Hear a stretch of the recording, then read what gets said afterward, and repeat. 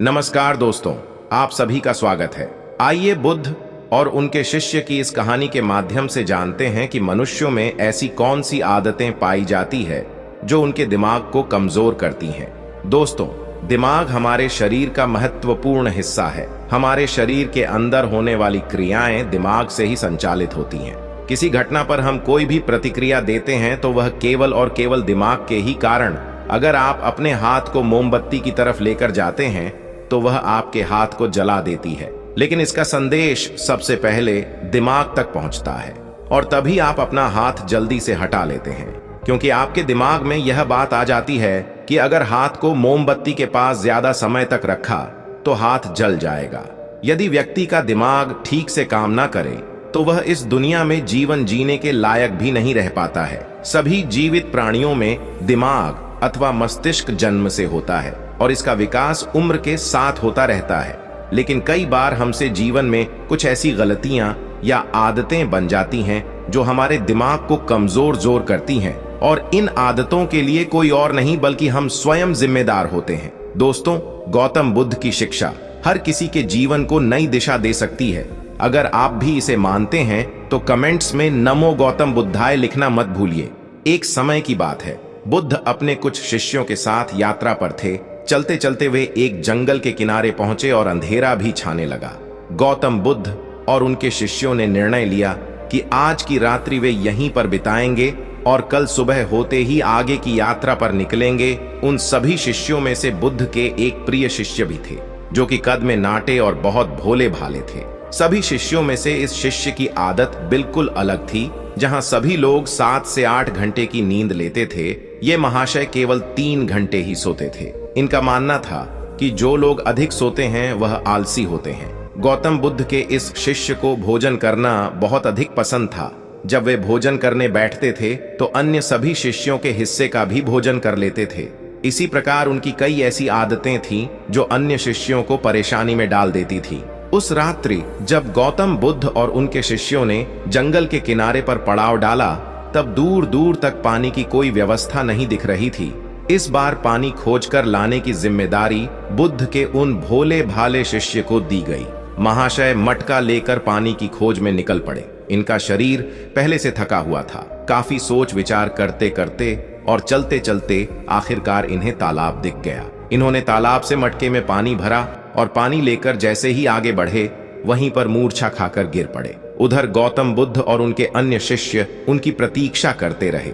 जब प्रतीक्षा में पूरी रात्रि बीत गई, तब अगली सुबह गौतम बुद्ध स्वयं अन्य शिष्यों के साथ अपने उस शिष्य की खोज में निकल पड़े जो रात से वापस नहीं लौटे थे। सभी लोग उन्हें खोजते हुए तालाब के पास पहुंचे और मूर्छित हुए शिष्य को होश में लाने का प्रयास किया। जब वह शिष्य होश में आए और गौतम बुद्ध को अपने सामने देखा तो चौंक गए। उन्हें कुछ भी याद नहीं था कि वह तालाब के पास क्या कर रहे हैं। उनके इस व्यवहार को देखकर अन्य सभी शिष्य उन पर हंसने लगे और उन्हें मंद बुद्धि कहकर चिढ़ाने लगे। वह भोले भाले शिष्य वहीं पर रोने लगे और कहने लगे कि हाँ, मैं मंद बुद्धि हूँ। तब गौतम बुद्ध ने सभी को शांत कराया और अपने शिष्य को समझाते हुए बोले कि हम सभी ने देखा है, तुम्हारी आदतें अन्य मनुष्यों से बिल्कुल अलग हैं। तुम बहुत कम सोते हो और बहुत अधिक खाते हो। मैंने तुम्हारे अंदर एक नकारात्मक जीव को महसूस किया है जो तुम्हारे दिमाग को दिन रात कमजोर कर रही है। तब वह शिष्य और अधिक तेज से रोने लगे और कहने लगे कि गुरुदेव, अब आप भी मुझे मंदबुद्धि कह रहे हैं। तब गौतम बुद्ध ने कहा कि नहीं, ऐसा नहीं है। तुम एक होशियार और बुद्धिमान मनुष्य हो, किंतु तुमने कुछ ऐसी आदतों को पाल रखा है जिसके कारण तुम्हारा दिमाग कमजोर हो रहा है। तब शिष्य ने कहा कि हे गुरुदेव, ऐसी कौन सी आदतें हैं जिनसे मनुष्य का दिमाग कमजोर होता है। तब गौतम बुद्ध ने कहा कि आज मैं तुम्हें बताता हूँ कि ऐसी कौन सी आदत है जो मनुष्य के दिमाग को कमजोर करती है। मेरी बात को सभी लोग ध्यान से सुनना। गौतम बुद्ध ने बताना प्रारंभ किया। पहली आदत, नींद के महत्व को समझने में भूल करना।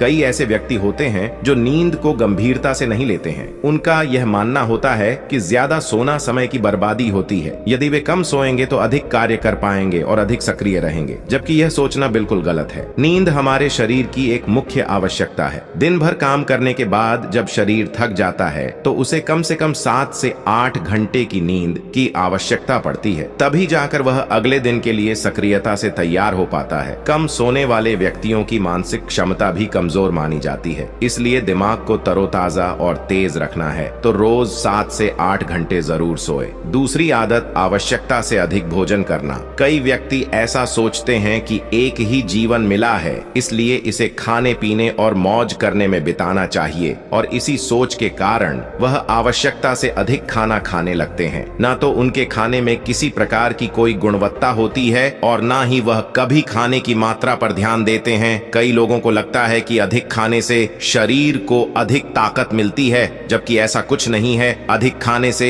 शरीर में केवल बीमारियां ही लगती हैं, कभी पाचन संबंधी बीमारी तो कभी शरीर का मोटापा। ये सब कुछ खाने की गलत मात्रा और उसकी गुणवत्ता के कारण ही होता है। जब व्यक्ति का शरीर बीमार रहेगा तो इसका असर दिमाग पर भी होगा। इसलिए अपने दिमाग को तेज रखने के लिए सही मात्रा में और सही गुणवत्ता वाला भोजन करना चाहिए। तीसरी और खास आदत, खुद को कार्य करने की मशीन समझना। इस संसार में कई ऐसे व्यक्ति हैं जो दिन रात काम के पीछे भागते रहते हैं, और इस बीच ना तो वे अपने शरीर को आराम देते हैं और ना ही कभी अपने परिवार को समय देते हैं। ऐसी आदतों से उनके जीवन में तनाव बढ़ जाता है और एक दिन ऐसी थकान हो जाती है कि फिर वह पहले के जितना सक्रिय नहीं हो पाते हैं। इसलिए अगर आप भी खुद को कार्य करने की मशीन समझ रहे हैं तो आप अपने शरीर को खराब करने के साथ साथ अपने दिमाग को भी खराब कर रहे हैं। इस आदत को आज ही खत्म करें और एक सामान्य जीवन जिए। जितनी आवश्यकता है उतना ही कार्य करें। चौथी आदत, बुरी आदतों की भरमार रखना। कई व्यक्तियों में आलस्य इतना अधिक होता है कि वह किसी भी काम को ठीक से नहीं कर पाते हैं। उनके शारीरिक और मानसिक शक्तियों में अक्सर कमजोरी पाई जाती है, और इस कमजोरी का मुख्य कारण होती है उनकी गलत आदतें। काम को टालना, आवश्यकता से अधिक सोचना, बेकार की बातों पर चिंता करना, ये सभी दिमाग को कमजोर कर देने वाले लक्षण होते हैं। इसलिए यदि सही जीवन जीना है और दिमाग को तेज रखना है तो सबसे पहले अपनी बुरी आदतों को खत्म करें। पांचवी आदत, खुद की बुराई और कमजोरी देखना। कई बार व्यक्ति के सामने ऐसी परिस्थितियां आ जाती हैं जिनमें वह खुद को असहाय और कमजोर अवस्था में पाते हैं, लेकिन इस अवस्था से निकलने के स्थान पर वह स्वयं को ही कमजोर मानने लग जाते हैं। खुद की बुराई करना और खुद को कमजोर देखना इंसान की सबसे बड़ी गलती होती है। यह कार्य जीवन में कभी नहीं करना चाहिए, क्योंकि यह आपके जीवन की प्रगति में बाधा बनती है। इससे आपके मानसिक स्वास्थ्य को हानि पहुंचती है, आत्मविश्वास में कमी आती है। अपने दिमाग को तेज बनाए रखने के लिए खुद की बुराई कभी दूसरों के सामने नहीं करनी चाहिए, या स्वयं ही स्वयं की बुराई कभी नहीं करनी चाहिए। स्वयं को सकारात्मक बातें बोलनी चाहिए ताकि दिमाग सही दिशा में कार्य कर सके। छठी आदत, दिमाग में अतीत की नकारात्मक बातों को इकट्ठा रखना।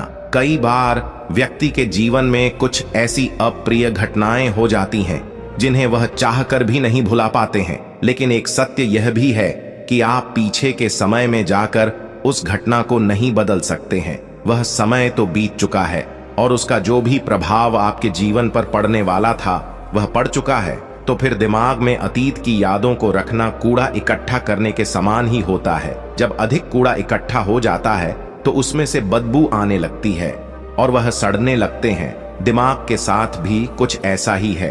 आप जितना अधिक पुरानी बातों को और नकारात्मक बातों को इकट्ठा रखेंगे वह आपको उतना ही अधिक परेशान करेगी। इसलिए जीवन में हमेशा आगे की ओर देखना चाहिए और पुरानी बातों से जितना जल्दी हो सके पीछा छुड़ाना चाहिए। सातवीं आदत, दूसरों से अधिक उम्मीदें रखना। संसार में एक से एक दयालु और सच्चे व्यक्ति हैं जिन्होंने सभी की सहायता की है, किंतु कई बार हम अपने आचरण के कारण दूसरों से भी आशाएं लगा लेते हैं कि वह भी हमारी सहायता करेंगे, और जब वह हमारी सहायता नहीं करते हैं तो हमें कष्ट पहुंचता है। इस संसार में कोई किसी का नहीं है, इसलिए दूसरों से आशाएं लगाना आज ही बंद कर दीजिए। कोई आपकी अपेक्षाओं को पूर्ण नहीं करने वाला है। यह आदत आपके दिमाग को कमजोर बनाती है। यदि अपेक्षाएं करनी है तो स्वयं से अपेक्षा करो ताकि जीवन में कुछ बड़ा कर सको। दूसरों से अपेक्षा तो केवल और केवल दुख ही देती है। 8वीं आदत, बुरे लोगों का साथ नहीं छोड़ पाना। हम सब अच्छी तरह से जानते हैं कि हमारे आसपास किस तरह के लोग रहते हैं और उनका हमारे जीवन पर क्या प्रभाव पड़ने वाला है। जब कभी आपको लगे कि किसी का साथ आपको नुकसान पहुंचा रहा है या आपके जीवन को प्रभावित कर रहा है, तो उसे वहीं पर समाप्त कर देना उचित होता है, क्योंकि बुरे लोग आपको कष्ट और नकारात्मकता के अलावा कुछ नहीं देने वाले हैं। ऐसे लोगों से दूरी बनाकर ही जीवन में सफलता पाई जा सकती है। किंतु कई बार ऐसा होता है कि वह हमारे करीबी होते हैं और हम चाहकर भी उनसे पीछा नहीं छुड़ा सकते। भले ही हम उन्हें अपने जीवन से निकाल नहीं सकते, लेकिन उनसे दूरी बनाकर अवश्य रह सकते हैं। बुरे लोग आपके दिमाग को प्रभावित करते हैं, इसलिए दिमाग को सही रखने के लिए ऐसे लोगों के संपर्क में बिल्कुल ना रहे। 9वीं आदत, स्वयं की गलतियों को अनदेखा करना। कई बार व्यक्ति से यदि कोई गलती हो जाए तो वह उसे पूरी तरह से अनदेखा करते हैं और जिम्मेदारी लेने से बचते हैं, जबकि यह आदत आपके जीवन को असफलता की ओर ले जाती है। कभी भी यदि आपसे गलती हो जाए तो उसे पूरे मन से स्वीकार कर लेना चाहिए, साथ ही क्षमा मांग लेनी चाहिए। इस संसार में पश्चाताप से बड़ी कोई क्षमा नहीं होती है। यदि गलती करने के बाद आपको सच्चे दिल से पश्चाताप है तो उसका पाप आपको कभी नहीं लगता। जो व्यक्ति जिम्मेदारी लेने से डरते हैं वह दिमाग से कमजोर होते हैं, जबकि सच्चाई के साथ सभी का सामना करने वाला व्यक्ति अधिक हिम्मती और दिमाग से तेज होता है। 10वीं आदत, अपनी असफलताओं के लिए दूसरों को जिम्मेदार मानना। सफलता और असफलता एक ही सिक्के की दो पहलू हैं। दोनों ही परिस्थितियों में हमें स्वयं इस बात का आकलन करना चाहिए कि यह सफलता या असफलता हमारे जीवन की महत्वपूर्ण घटना है और इसकी सारी जिम्मेदारी हमारी है। कई बार यदि हम किसी काम में असफल हो जाते हैं तो हम उसके लिए अपने माता पिता, गुरु इत्यादि को जिम्मेदार मानने लगते हैं। यह आदतें आपके दिमाग से कमजोर बनाती हैं। कभी भी अपनी असफलता के लिए दूसरों को जिम्मेदार नहीं बनाना चाहिए, बल्कि स्वयं की मेहनत पर विश्वास रखना चाहिए। इस प्रकार बुद्ध ने उस व्यक्ति को ऐसी आदतें बताई जो उसके दिमाग को दिन रात कमजोर कर रही थी। उस व्यक्ति ने सच्चे मन से बुद्ध को बताया कि हाँ, यह सब उसकी आदतें हैं और वह अपनी इन गलत आदतों के लिए स्वयं को जिम्मेदार मानता है। साथ ही वह वादा करता है कि वह इन सभी गलत आदतों से छुटकारा पाने के लिए पूरा प्रयास करेगा। तो दोस्तों, मुझे पूरी उम्मीद है कि इस मोटिवेशनल स्टोरी से आपको शिक्षा मिली होगी और इस मोटिवेशनल स्टोरी से आपको प्रेरणा मिली होगी। अगर आप चाहते हो कि ऐसी मोटिवेशनल स्टोरी आपको मिलती रहे तो आप बिल्कुल सही जगह पे हो। इंस्पायर, यहाँ पर आपको मोटिवेशनल कहानियों का वीडियो मिलेगा जो आपको जीवन में आगे बढ़ाने की ताकत देकर जाएगा। इस कहानी को सुनने के लिए और आपका अमूल्य समय देने के लिए दिल से आपका शुक्रिया। तो दोस्तों, जल्द ही motivational video, so please subscribe करें और बेल नोटिफिकेशन